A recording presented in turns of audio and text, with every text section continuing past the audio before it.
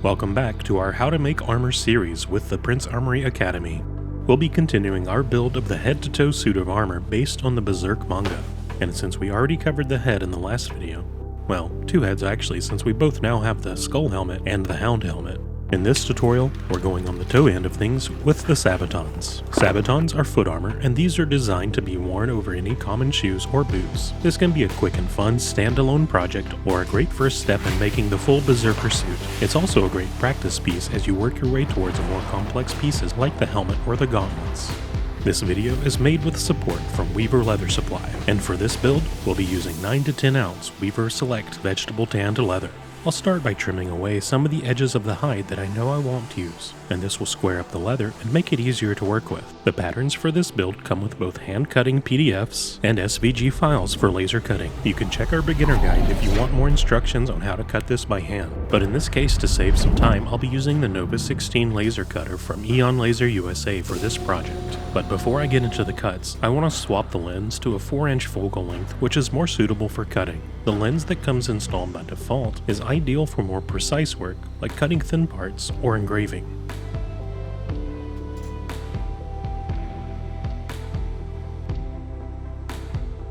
If you've ever wondered what the lens in a laser looks like, here you go. Even though it's not the thickest material compared to many other materials, leather has a lot of variation from hide to hide, and even within each hide, and since I'm mostly using the laser for cutting at the moment, this longer focal length will give me a small performance boost. For more details and tips about laser cutting, look forward to a deep dive video that I'll be putting out in the future. The first layer will lightly score the leather with reference lines and letters. The second layer will cut the holes into the parts. The third layer will run the cut lines for all of the parts. This is where the Expand 3 fume extractor comes in handy. Even though it looks like it would smoke out our shop, no odor gets through at all.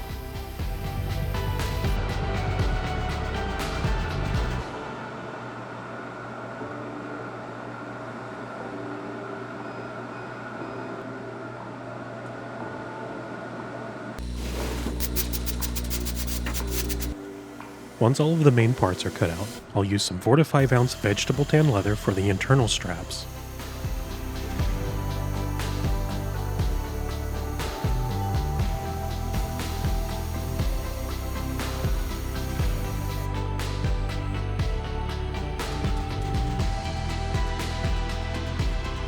Next, I'll dip all of the pieces into water briefly. This of course will also soften the leather, which will help us when we tool and shape it later. And then I'll give all the edges a quick scrubbing. The Berserker suit has a lot of raised and creased shapes throughout. Our bundle comes with lessons on how to do all of this by hand, but I also previously made a wheel set that lets me achieve this effect much more quickly. This setup is quite affordable, and I'll be going over how you can do this yourself in an upcoming video.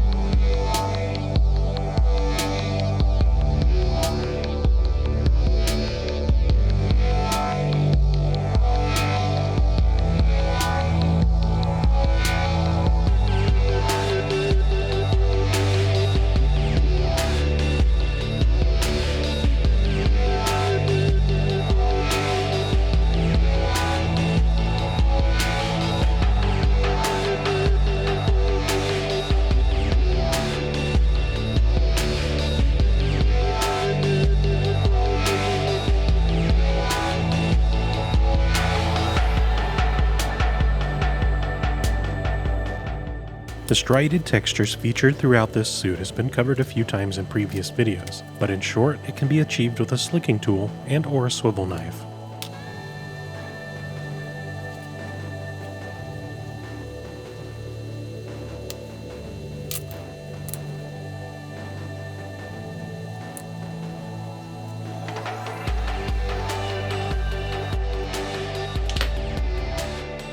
Other than the creasing and fluting, the Sabatons only require a little bit of shaping along the back piece that cups the heel and a bit on the toe. You can stretch the leather over any spherical shape.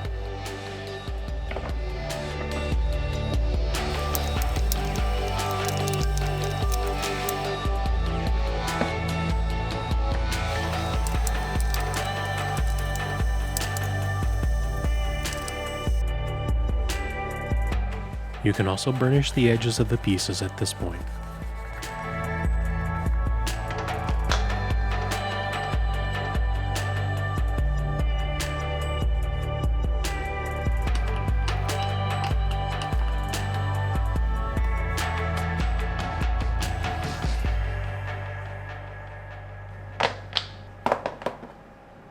The dye that we are using throughout this suit is Phoebing's Black Pro Oil dye.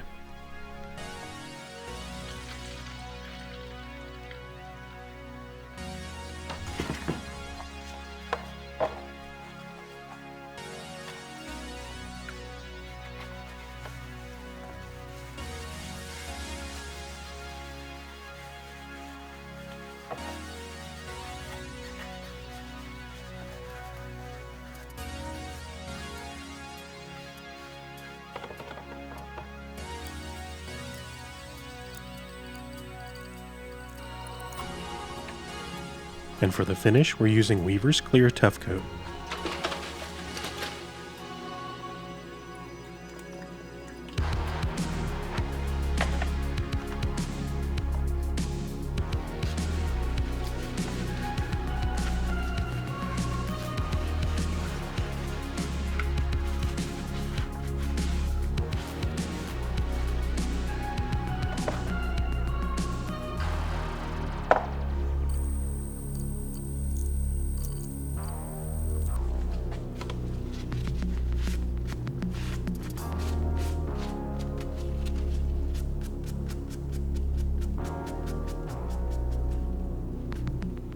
As the parts dry, it's always a good idea to keep an eye on them, and make sure that they dry in the position you want them to stay, which in this case, most of the pieces should be in a gentle arc, and this will also help with the assembly process.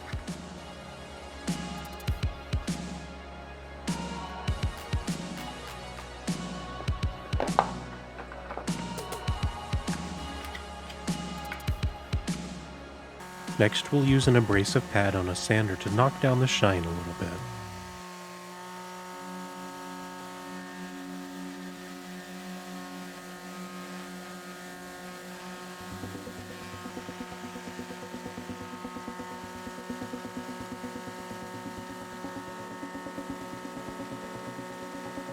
To put the pieces together, we'll be using medium and or long double-capped rivets. These black ones that I like to use can be found at Weaver Leather Supply. And if you need high-quality leather, tools, rivets, and other supplies for your next build, please check out the link in the description to visit Weaver Leather Supply and stock up for your next project. Using this link will cost you nothing, but it will support us in making more tutorials like this in the future. I thank you for your support.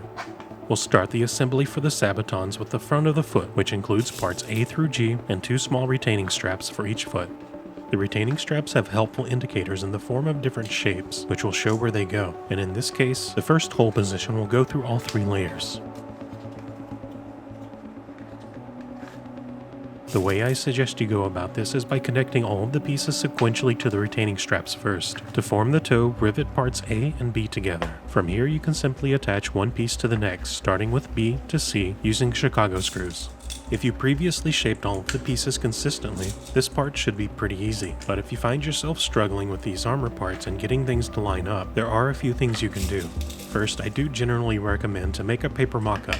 This will help you get an understanding of how the parts go together, to check for fit, and to get some initial practice. Second, you can make a foam mock-up, which will give you a more accurate representation compared to leather due to the extra thickness. It's more work, but you can also explore textures and practice shapes more.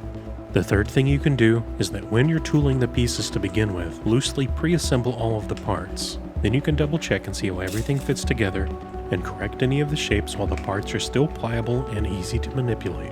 And finally, don't ignore the important beginner and intermediate projects we've provided at the Prince Armory Academy. You are of course welcome to build this as your first and only suit, but these other projects were specifically designed as primers to help you gain the skills you need to prepare you for more advanced projects just like this. And they cover many of the basic techniques that are not really covered at all in the more advanced lessons. They also cover a lot of options, techniques, and variety that you can use in any project, including this one. So if you're serious about learning how to make leather armor, I hope you'll consider the apprentice bundles at our academy.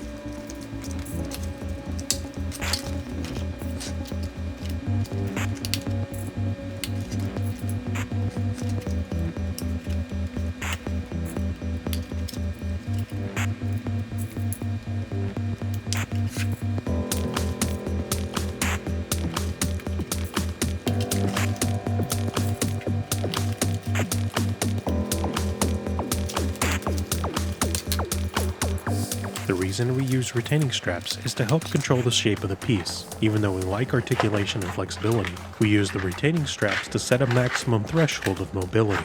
In short, it means your pieces won't just go flopping around randomly. You can connect the sides together with Chicago screws, and just as a reminder, the reason we use Chicago screws is because they allow for a high strength point of articulation, which means the parts can hinge at the connection point.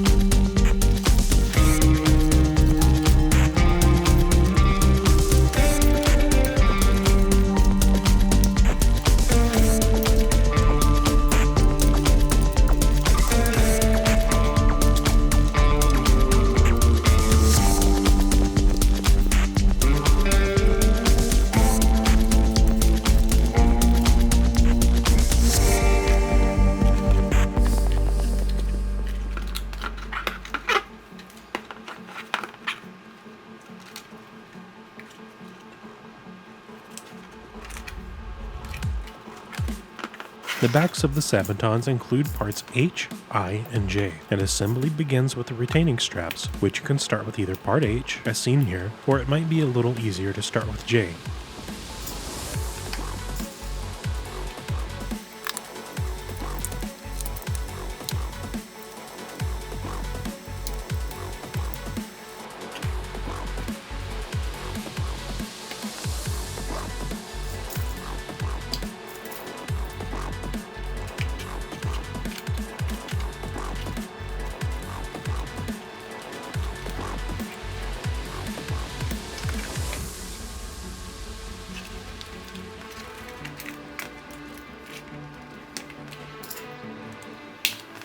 Once the parts are connected, just as with the front pieces, you can connect the sides together with Chicago screws.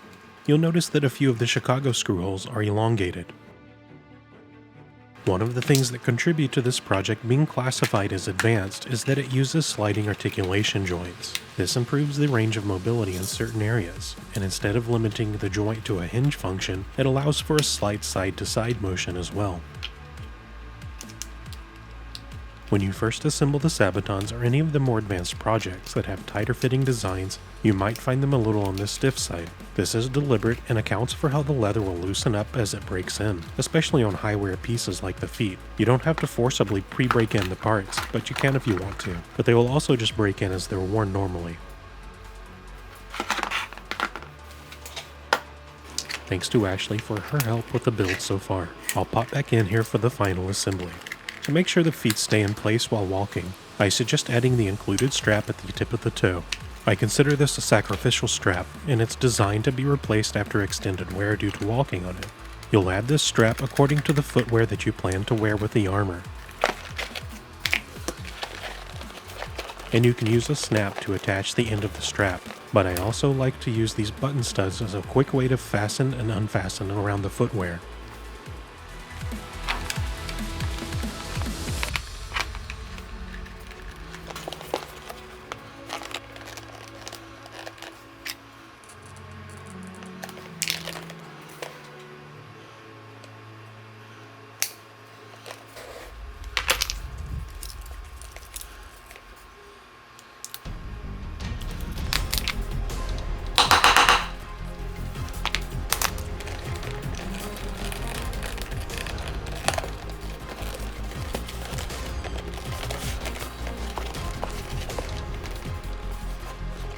The other strap is meant to go under the boot or shoe around the middle. If you're wearing boots with any kind of heel, this shouldn't wear out, but if you're wearing a shoe or anything with a flat sole, this strap will also be considered sacrificial, and it will be something to replace after extended use.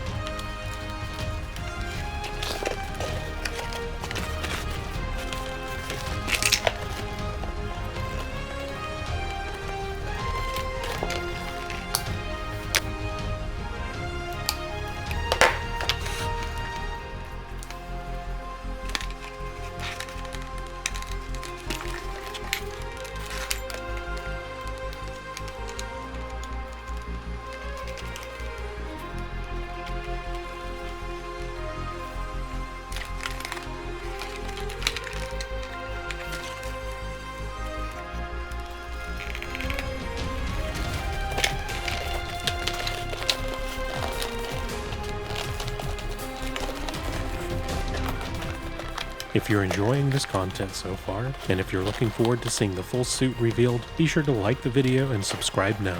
Thank you.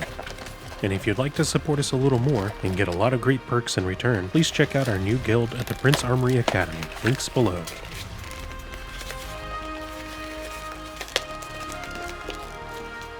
To finish this piece and join the two parts together will depend on whether you intend to use this as a standalone armor piece to go with another outfit, or if you intend to commit to the full Berserker suit.